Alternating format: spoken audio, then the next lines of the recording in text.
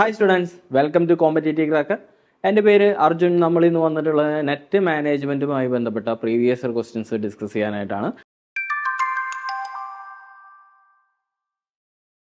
കഴിഞ്ഞ ഒരു 3 കൊല്ലത്തിൽ നടന്നിട്ടുള്ള നെറ്റ് മാനേജ്മെൻറ്റ് എക്സാമിലെ പ്രധാനപ്പെട്ട ചില ക്വസ്റ്റ്യൻസ് ഡിസ്കസ് ചെയ്യുക, അതിൻ്റെ കൺസെപ്റ്റ് പറയുക എന്നുള്ളതാണ് നമ്മൾ വീഡിയോ കൂടെ ഉദ്ദേശിക്കുന്നത്. ഓക്കെ, അപ്പോൾ നമുക്ക് നേരെ വീഡിയോയിലേക്ക് പോവാം. ആദ്യത്തെ ക്വസ്റ്റ്യൻ, ഒന്നാമത്തെ question, which one of the following is not desirable while handling a grievance?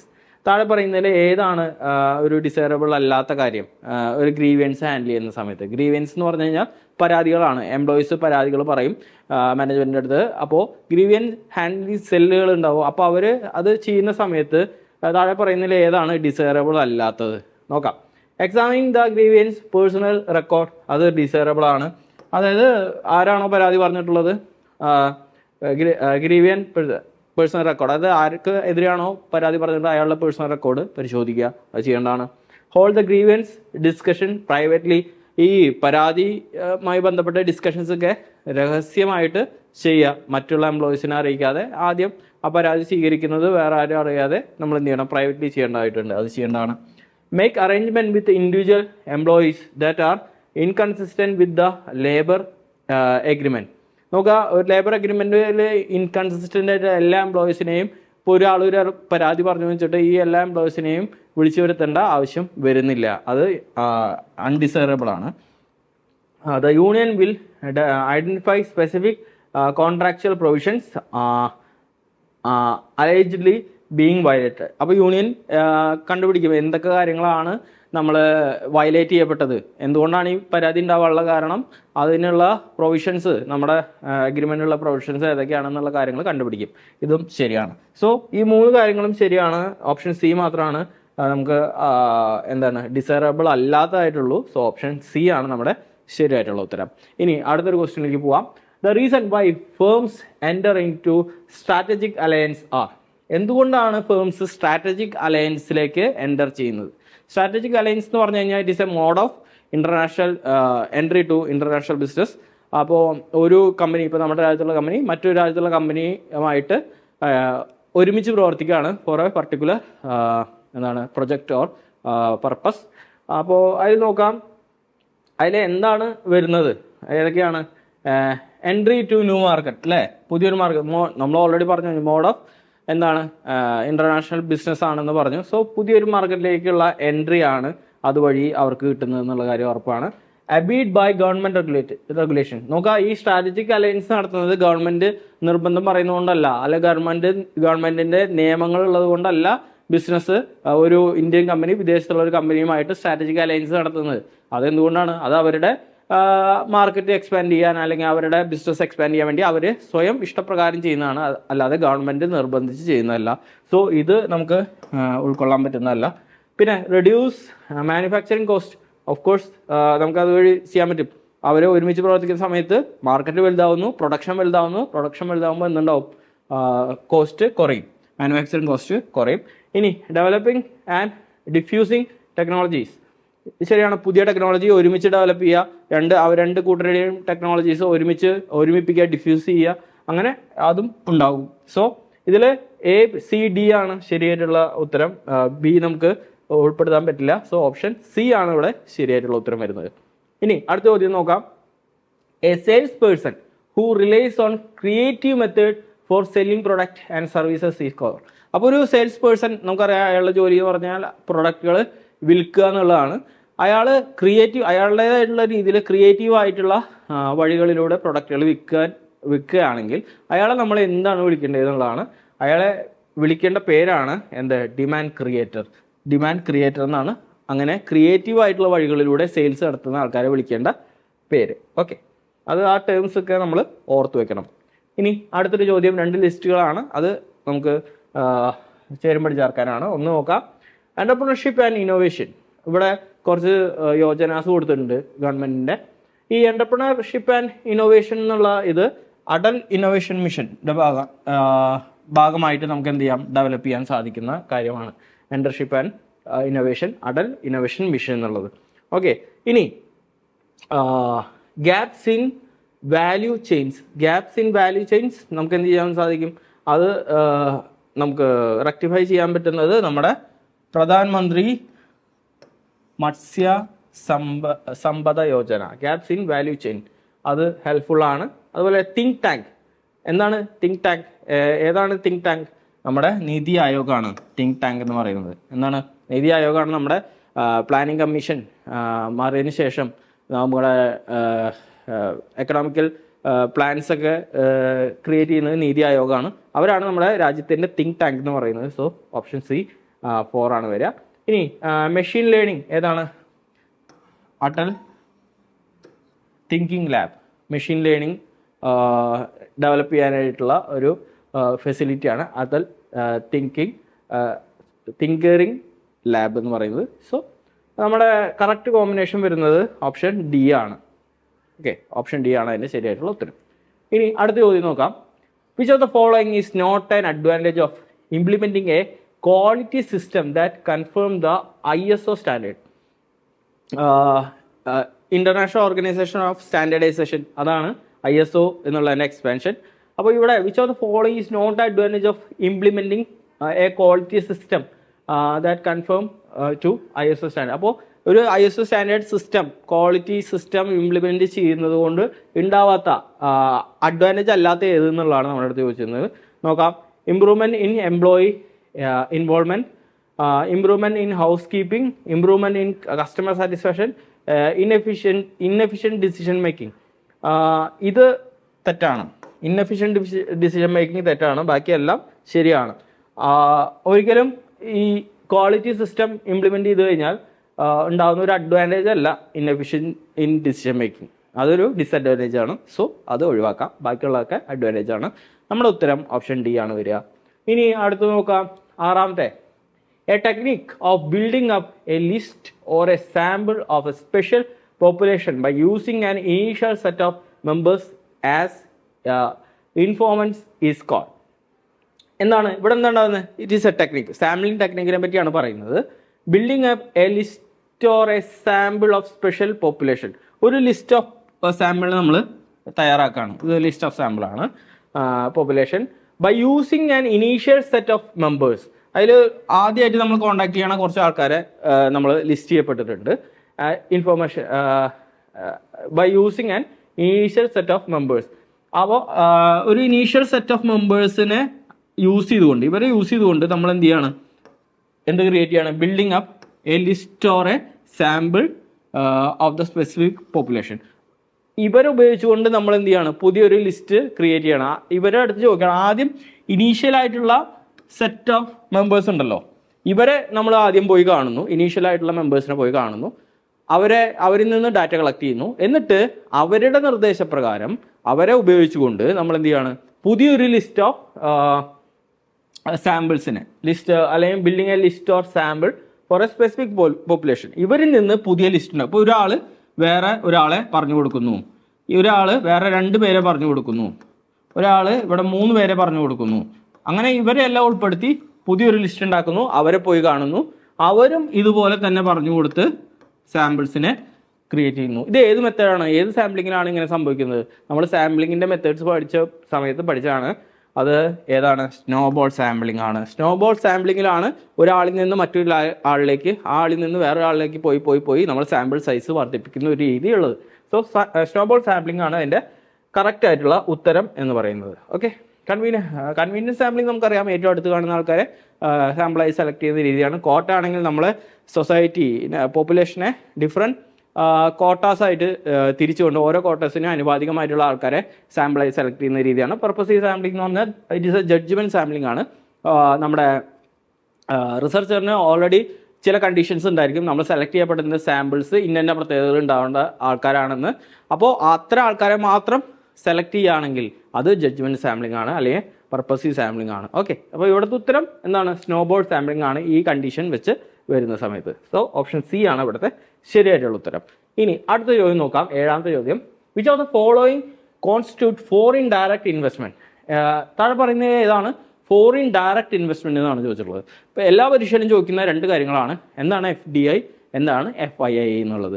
അതിൻ്റെ കൺസെപ്റ്റ് കൃത്യമായി മനസ്സിലാക്കണം. FDI എന്ന് പറഞ്ഞു കഴിഞ്ഞാൽ ഫോറിൻ ഡയറക്റ്റ് ഇൻവെസ്റ്റ്മെന്റ് ആണ്. ഇപ്പോൾ ഇന്ത്യയിലേക്ക് FDI വരിക എന്ന് പറഞ്ഞു കഴിഞ്ഞാൽ വിദേശത്തുള്ള ഒരാൾ ഒരു ബിസിനസ്സുകാരൻ ഇവിടെ വന്നിട്ട് സ്ഥലം വാങ്ങുകയും ഇവിടെ വന്ന് ഒരു കമ്പനി രൂപീകരിക്കുകയും ഇവിടെ അയാൾ അസറ്റിൽ ഇൻവെസ്റ്റ് ചെയ്ത് ബിൽഡിംഗ് പണിയുകയും അതുപോലെ തന്നെ വെഹിക്കിൾസ് വാങ്ങുകയും ഇവിടെ ബിസിനസ് സ്റ്റാർട്ട് ചെയ്ത് ആ പ്രൊഡക്ഷൻ നടത്തി ആ പ്രോഡക്റ്റുകൾ നമ്മുടെ മാർക്കറ്റിൽ വിൽക്കുകയാണെങ്കിൽ അയാൾ അവിടെ ചെലവാക്കുന്ന പൈസ അത് FDI ആണ്, ഫോറിൻ ഡയറക്റ്റ് ഇൻവെസ്റ്റ്മെന്റ് ആണ്. അല്ലെങ്കിൽ വേറെ രീതിയിൽ അയാൾക്ക് ഇൻവെസ്റ്റ് ചെയ്യാം. എന്ത് ചെയ്യാം? വിദേശത്തുള്ള ഒരാൾക്ക് നമ്മുടെ ഷെയർ മാർക്കറ്റിൽ എന്ത് ചെയ്യാം? കമ്പനികളുടെ ഷെയർ വാങ്ങിയിട്ട്, ഇപ്പോൾ റിലയൻസിന്റെ ഷെയർ വാങ്ങിയിട്ട് ഷെയർ ഹോൾഡർ ആയിട്ട് മാറാനായിട്ട് സാധിക്കും. അങ്ങനെയുള്ള ഇൻവെസ്റ്റ്മെന്റിന് നമ്മൾ ഫോറിൻ ഇൻസ്റ്റിറ്റ്യൂഷണൽ ഇൻവെസ്റ്റ്മെന്റ് എന്ന് പറയും. ഓക്കെ, അപ്പോൾ അതാണ് FDIയും ഫോറിൻ ഡയറക്റ്റ് ഇൻവെസ്റ്റ്മെന്റും അതുപോലെ തന്നെ ഫോറിൻ ഇൻസ്റ്റിറ്റ്യൂഷണൽ ഇൻവെസ്റ്റ്മെന്റ്. ഇത് രണ്ടെണ്ണം തമ്മിലുള്ള വ്യത്യാസങ്ങൾ എപ്പോഴും മാറി മറിഞ്ഞും ചോദിക്കാറുള്ളതാണ്. അപ്പോൾ രണ്ടും കാര്യങ്ങൾ മനസ്സിലാക്കാം. ഇത് ഒരു ഫോറിനേഴ്സ് ഇങ്ങോട്ട് വന്നത് ഇന്ത്യയിലേക്ക് വരുന്ന FDIയും FIIയും പറ്റിയാണ് പറഞ്ഞത്. ഇതുപോലെ തന്നെ ഇന്ത്യൻസ് പുറത്തുള്ള രാജ്യങ്ങളിലേക്ക് അവിടെ പോയി ഇൻവെസ്റ്റ് ചെയ്യാറുണ്ട്, FDIയും FIIയും ചെയ്യാറുണ്ട്. അപ്പോൾ ഈ താഴെ പറയുന്നതിൽ ഏതാണ് FDI എന്നാണ്, താഴെ പറയുന്ന കണ്ടീഷനിൽ ഏതാണ് FDI എന്നുള്ള ചോദ്യം. Speculator try to make profit by buying company shares. അപ്പോൾ ഒരാൾ കമ്പനി ഷെയർസ് വാങ്ങിക്കൊണ്ട് ഫോറിൻ സ്റ്റോക്ക് എക്സ്ചേഞ്ചിൽ, ഇവിടെ ഇന്ത്യയിലുള്ള ഒരാൾ ഫോറിൻ സ്റ്റോക്ക് എക്സ്ചേഞ്ചിൽ ഷെയർ വാങ്ങുക, അത് എന്ത് ടൈപ്പ് ഓഫ് ഇൻവെസ്റ്റ്മെന്റ് ആണ്? അത് FII ആണ്, FDI അല്ല. ഓക്കെ, ഇനി Indian energy company buying territory abroad where it expense to find oil reserve. നോക്കുക, ഒരു ഇന്ത്യൻ എനർജി കമ്പനി പുറത്തു പോയിട്ട് അവിടെ അവരുടെ ടെറിട്ടറിയിൽ എന്ത് ചെയ്യാണ്? ബൈയിങ് ടെറിട്ടറി, കുറച്ച് സ്ഥലം വാങ്ങുകയാണ്. എന്തിനു വേണ്ടിയിട്ടാണ്? Where it expect to find oil reserve, oil കണ്ടെത്താനായിട്ട്, അവിടെ ഓയിൽ ഖനനം ചെയ്യാനായിട്ട് സ്ഥലം വാങ്ങുകയാണ്. അതെന്താണ്? അത് FDI ആണ്, സംശയമില്ല അല്ലേ? ഇന്ത്യക്കാരനായിട്ടുള്ള ഒരാൾ വിദേശത്ത് പോയിട്ട് സ്ഥലം വാങ്ങി അവിടുന്ന് ഓയിൽ ഖനനം ചെയ്യാണ്. അപ്പോൾ അതെന്താണ്? ഫോറിൻ ഡയറക്റ്റ് ഇൻവെസ്റ്റ്മെന്റ് ആണ്. ഇനി tourist purchase foreign currency to spend on holiday abroad. Currency purchase ചെയ്യുന്നത് ജസ്റ്റ് എന്താണ്? മണി എക്സ്ചേഞ്ച് മാത്രമാണ്, വേറെ അത് ഒരു ഇൻവെസ്റ്റ്മെന്റ് അല്ല. ഇനി കമ്പനി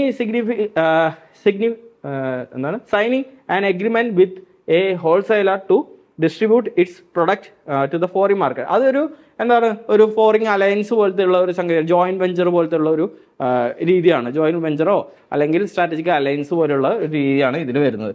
സോ ഇതിൽ FDI വരുന്നത് ഏത് മാത്രമാണ്? B മാത്രമാണ്. B ആണ് അതിൻ്റെ ശരിയായിട്ടുള്ള ഉത്തരം എന്ന് പറയുന്നത്. ഓക്കെ, ഇനി അടുത്തൊരു ചോദ്യത്തിലേക്ക് പോവാം. അതിനു മുന്നേ നമുക്കറിയാം നെറ്റ് മാനേജ്മെന്റ് എക്സാം വരുന്ന 30 ദിവസത്തിനുള്ളിൽ പരീക്ഷ വരാൻ പോവാണ്. 32 ദിവസങ്ങളെ നമ്മുടെ മുന്നിൽ ബാക്കിയുള്ളൂ. അപ്പോൾ ഇത്രയും കുറഞ്ഞ സമയത്തിനുള്ളിൽ പഠിച്ച് തീരാനായിട്ട് ഒരുപാട് കാര്യങ്ങളുണ്ട്. നമുക്ക് ഇപ്പോൾ പഠിച്ചത് തുടങ്ങിയവർക്ക് അറിയാം, ഒരുപാട് സിലബസ് കവർ ചെയ്യാനായിട്ടുണ്ട്. അപ്പോൾ ഇത്തവണ നിങ്ങൾക്ക് നെറ്റ് എക്സാം ക്രാക്ക് ചെയ്യാനായിട്ട്, കോമ്പറ്റേറ്റീവ് ക്രാക്കർ നിങ്ങൾക്ക് വേണ്ടിയിട്ട് എക്സ്ക്ലൂസീവായിട്ട് 30 ദിവസത്തെ ഒരു ക്രാഷ് കോഴ്സ്, നിങ്ങൾക്ക് നെറ്റ് എക്സാമിന് നിങ്ങളെ പാസ്സാക്കാനായിട്ട് നിങ്ങൾക്ക് ഒരു ക്രാഷ് കോഴ്സ്, 30 ദിവസത്തെ ക്രാഷ് കോഴ്സ് നമ്മൾ തയ്യാറാക്കിയിട്ടുണ്ട്. അതിൽ നിങ്ങൾക്ക് പഠിക്കാൻ ആവശ്യമായിട്ടുള്ള PDF നോട്ട് ഉണ്ടായിരിക്കും. അതുപോലെ ഓൺലൈൻ ക്ലാസ്സുകൾ, ഓൺലൈനായിട്ട് സിലബസിലെ ടോപ്പിക്കുകൾ ക്ലാസ്സുകൾ ഉണ്ടായിരിക്കും. അതുപോലെ റെക്കോർഡഡ് ക്ലാസ്സുകൾ ഓൾറെഡി എല്ലാ സിലബസിലെ എല്ലാ ടോപ്പിക്കിൻ്റെ റെക്കോർഡഡ് ക്ലാസ്സസ് ഓൾറെഡി നമ്മുടെ ഇതിൽ അവൈലബിൾ ആണ്. അതിലേക്ക് നിങ്ങൾക്ക് ആക്സസ് ഉണ്ടായിരിക്കും. അതുപോലെ തന്നെ നിങ്ങൾക്ക് എക്സാംസ്, ഇനി വരെ മോഡലായിട്ടുള്ള എക്സാംസ് ഉണ്ടായിരിക്കും. അതുപോലെ തന്നെ നിങ്ങൾക്ക് എപ്പോൾ വേണമെങ്കിൽ സംശയങ്ങൾ ദൂരീകരിക്കാനായിട്ട് വാട്സപ്പ് ഗ്രൂപ്പ് ഉണ്ട്. അതിൽ നിങ്ങൾക്ക് സംശയങ്ങൾ ചോദിച്ചു കഴിഞ്ഞാൽ അതിൽ അധ്യാപകർ നിങ്ങൾക്ക് ഡൗട്ടുകൾ ക്ലിയർ ചെയ്യാൻ ഞങ്ങളുണ്ടാവും. അപ്പോൾ 30 ദിവസം കൊണ്ട് സിസ്റ്റമാറ്റിക് ആയിട്ടുള്ള ഒരു പഠനം അത് നമ്മുടെ ഈ കോഴ്സ് നിങ്ങൾക്ക് പ്രൊവൈഡ് ചെയ്യുന്നുണ്ട്. അതുകൊണ്ട് ഒട്ടും സമയം കളയാതെ നമ്മുടെ ഈ കോഴ്സിൽ ജോയിൻ ചെയ്യുക. നമ്മുടെ കോഴ്സിനെ പറ്റിയുള്ള വിശദ വിവരങ്ങൾ അറിയാനായിട്ട് നിങ്ങൾക്ക് ഈ മുകളിൽ കാണുന്ന നമ്പറിലേക്ക് വിളിക്കുകയോ വാട്സപ്പ് ചെയ്യുകയോ ചെയ്താൽ അറിയാൻ സാധിക്കും. നമ്പർ ഞാൻ ഒന്ന് പറയാം: 9778826292 എന്നുള്ള നമ്പറിലേക്ക് വിളിക്കുകയോ വാട്സപ്പ് ചെയ്യുകയോ ചെയ്ത് കഴിഞ്ഞാൽ നമുക്ക് കോഴ്സിനെ പറ്റിയുള്ള എല്ലാ വിവരങ്ങളും അറിയാനായിട്ട് പറ്റും. അപ്പോൾ താല്പര്യമുള്ള കുട്ടികൾ നമ്മുടെ കോഴ്സിൽ ജോയിൻ ചെയ്യുക. ഓക്കെ, ഇനി നമുക്ക് അടുത്ത ക്വസ്റ്റിനിലേക്ക് പോവാം. 8ാമത്തെ question: huge stores that combine supermarket, discount and warehouses retail are called. ഒരു വലിയ സ്റ്റോർ, അതിൽ സൂപ്പർ മാർക്കറ്റും അതുപോലെ തന്നെ ഡിസ്കൗണ്ട് ഷോപ്പുകളും അതുപോലെ തന്നെ വെയർ ഹൗസ് റീറ്റെയിലിംഗ് ഷോപ്പുകളും എല്ലാം കമ്പൈൻ ചെയ്തിട്ടുള്ള സൂപ്പർ മാർക്കറ്റ് ഷോപ്പിനെ നമ്മൾ എന്താണ് പറയുക എന്നുള്ളതാണ് അതിനെ നമ്മൾ വിളിക്കുന്ന പേരാണ് ഹൈപ്പർ മാർക്കറ്റ് എന്നുള്ളത്. സൂപ്പർ മാർക്കറ്റിനേക്കാൾ മുകളിലാണ് hyper market. Okay, hyper market അകത്ത് സൂപ്പർ മാർക്കറ്റുകൾ ഉണ്ടാവാം. ഓക്കെ, അപ്പോൾ ഹൈപ്പർ മാർക്കറ്റ് എന്നാണ് അതിൻ്റെ പേര്. ഇനി 9ാമത്തെ ഒരു ചോദ്യം നോക്കാം. Which one of the following is not an internal function of trade union? ഏതാണ് ട്രേഡ് യൂണിയന്റെ പ്രധാനപ്പെട്ട ഫംഗ്ഷൻ അല്ലാത്തത് എന്നുള്ളതാണ് ചോദിച്ചിട്ടുള്ളത്. ഇവിടെ എന്താ സ്പെല്ലിംഗ് മിസ്റ്റേക്ക് ആണെന്ന് തോന്നുന്നു. Hike in wages. Yes, of course.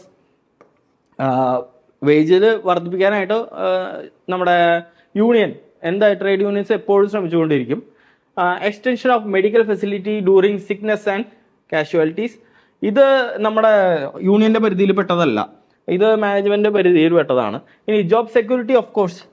Providing more benefits. Yes, okay. അപ്പോൾ ഈ 3 അതിൻ്റെ ബേസിക് ഫംഗ്ഷൻ ആയിട്ട് വരുന്നത് ആരുടെ? ട്രേഡ് യൂണിയൻ്റെ. വേജസ് വർദ്ധിപ്പിക്കുക, ജോബ് സെക്യൂരിറ്റി വർദ്ധിപ്പിക്കുക, കൂടുതൽ ബെനിഫിറ്റ് കിട്ടാൻ വേണ്ടി പ്രവർത്തിക്കുക. പക്ഷേ ഈ പറഞ്ഞുള്ള മെഡിക്കൽ ഫെസിലിറ്റീസ്, സിക്നെസ്, കാഷ്വാലിറ്റി, അത് എക്സ്റ്റൻഷനൊക്കെ മാനേജ്മെന്റിന്റെ പരിധിയിൽ പെടുന്നതാണ്. ഇവർക്ക് അതിൽ ഒന്നും ചെയ്യാനായിട്ടില്ല. സോ ഓപ്ഷൻ ബി ആണ് അതിൻ്റെ ശരിയായിട്ടുള്ള ഉത്തരം. ഇനി 10ാമത്തെ ഒരു ചോദ്യം നോക്കാം. Efficiency of written communication depends upon. ഒരു റിട്ടൺ കമ്മ്യൂണിക്കേഷൻ്റെ എഫിഷ്യൻസി എന്തിനെ ആശ്രയിച്ചിരിക്കുന്നു എന്നുള്ളതാണ്. ഇവിടെ കുറച്ച് ഓപ്ഷൻസ് കൊടുത്തിട്ടുണ്ട്, അതിൻ്റെ കോമ്പിനേഷൻ കൊടുത്തിട്ടുണ്ട്. ഏതാണ് ഉത്തരമെന്ന് നമുക്ക് നോക്കാം. ലെങ്തി പ്രസൻറ്റേഷൻ, അത് എഫിഷ്യൻസി കൂട്ടോ കുറയ്ക്കോ നോക്കുക. റിട്ടൺ കമ്മ്യൂണിക്കേഷൻ എന്ന് പറഞ്ഞു കഴിഞ്ഞാൽ നമ്മൾ എഴുതി കമ്മ്യൂണിക്കേറ്റ് ചെയ്യാണ്. അപ്പോൾ അത് ലെങ്തി ആയിട്ടുള്ള എഴുത്താണെന്ന് വെച്ച് കഴിഞ്ഞാൽ, ലെങ്തി ആയിട്ടുള്ള റിപ്പോർട്ടാണെങ്കിൽ കമ്മ്യൂണിക്കേഷൻ്റെ എഫിഷ്യൻസി അവിടെ കുറയും. സോ ഇത് എഫിഷ്യൻസി പറയുന്ന ഒന്നല്ല, ഡിപ്പെൻഡ് ചെയ്യുന്നില്ല. പിന്നെ എന്താണ് editing after writing. Of course, write ചെയ്തതിന് ശേഷം അതിലുള്ള തെറ്റുകൾ, ആവർത്തനങ്ങൾ എല്ലാം എഡിറ്റ് ചെയ്ത് അത് കൃത്യമായിട്ടുള്ള കണ്ടന്റ് ആക്കി കൊടുത്തു കഴിഞ്ഞാൽ എന്തായാലും എഫിഷ്യൻസി ഉണ്ടായിരിക്കും. സോ അതുണ്ട്. ഇനി ബ്രെവിറ്റി ഇൻ സെന്റൻസിലുള്ള കൃത്യത, അതിലുള്ള ഗ്രാമാറ്റിക്കലായിട്ടുള്ള കാര്യങ്ങൾ, അതെല്ലാം പൂർണ്ണതയിലേക്ക് കൊണ്ടുവരികയാണെങ്കിൽ അത് നന്നായിരിക്കും, അത് എഫിഷ്യൻസി വർദ്ധിപ്പിക്കും. പിന്നെ use of the strong words. Strong words ഉപയോഗിക്കണം എന്നില്ല, സിമ്പിൾ വേർഡ്സ് ആയാലും മതി. പക്ഷേ എന്തായിരിക്കണം? എഫക്റ്റീവ് യൂസ് ഓഫ് വേർഡ്സ് ആയിരിക്കണം. യൂസ് ചെയ്യുന്ന വേർഡ്സ് എഫക്റ്റീവ് ആയിരിക്കണം. സോ ഈ 3 correct answer. B C D ആണോ? ബി സി ഇ ആണല്ലേ വരിക? ഓക്കെ, ബി സി ഇ ആണ് നമ്മുടെ ശരിയായിട്ടുള്ള ഉത്തരം. യെസ്, ബി സി ഇ ആണ് ശരിയായിട്ടുള്ള ഉത്തരം. അപ്പോൾ ഇത് രണ്ടും നമുക്ക് എലിമിനേറ്റ് ചെയ്യാം. ഓക്കെ, ഓപ്ഷൻ എ ആണ് നമ്മുടെ കറക്റ്റ് ആൻസർ വരുന്നത്. ഇനി അടുത്തൊരു ചോദ്യം നോക്കാം. 11ാമത്തെ ചോദ്യം. What is the correct sequence of steps involve in the master production schedule preparation? ഇതിലെ what is the correct sequence of step involve in the master production schedule preparation? Master പ്രൊഡക്ഷൻ്റെ schedule പ്രിപ്പറേഷൻ്റെ സ്റ്റേജസ് ആണ് നമ്മുടെ അടുത്ത് ചോദിച്ചിട്ടുള്ളത്.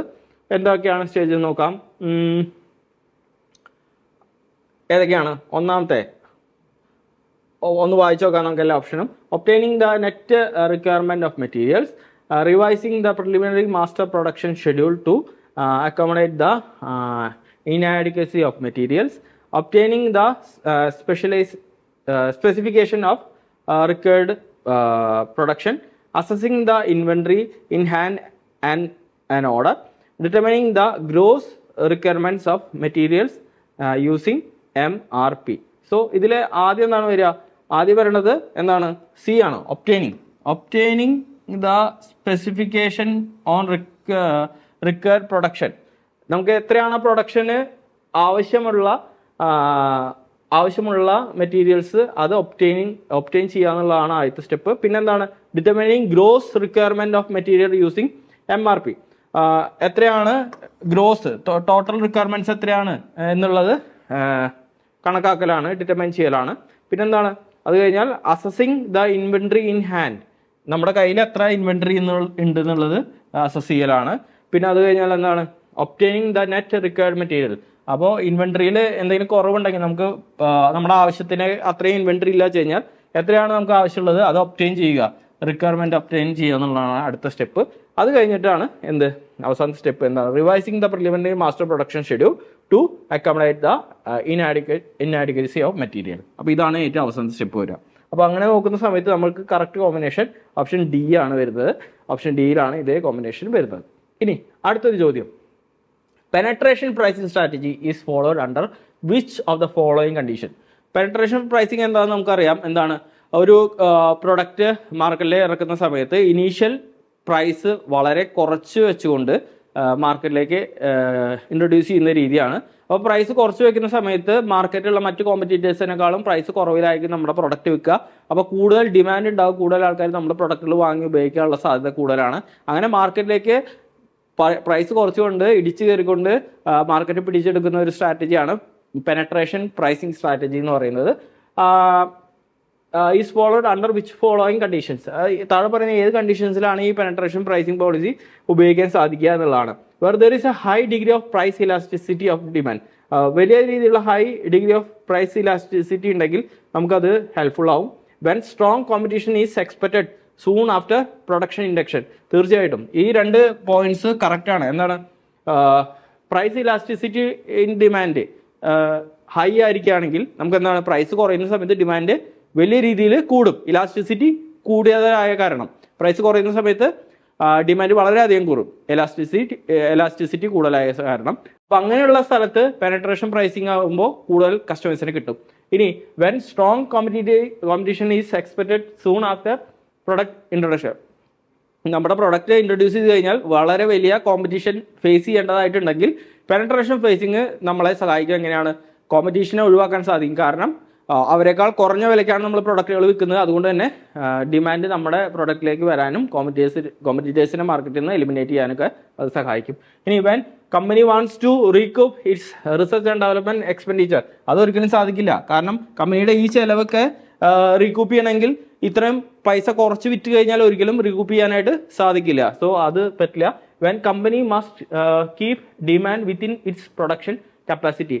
അവരുടെ when company must keep demand within its production company, ഒരിക്കലും പറ്റില്ല. കാരണം ഡിമാൻഡ് വർദ്ധിപ്പിക്കാൻ വേണ്ടിയിട്ടാണ് നമ്മൾ പ്രൈസ് കുറച്ച് കൊടുക്കുന്നത്. അപ്പോൾ കമ്പനിയുടെ കപ്പാസിറ്റിയുടെ ഉള്ളിൽ തന്നെ ഡിമാൻഡ് നിൽക്കണം എന്ന് വിചാരിച്ചുകൊണ്ട് ആണ് നമ്മൾ പ്രൈസിങ് സ്ട്രാറ്റജി കൊടുക്കുന്നതെങ്കിൽ ഒരിക്കലും പെനട്രേഷൻ പ്രൈസിങ് കൊടുക്കാൻ പറ്റില്ല.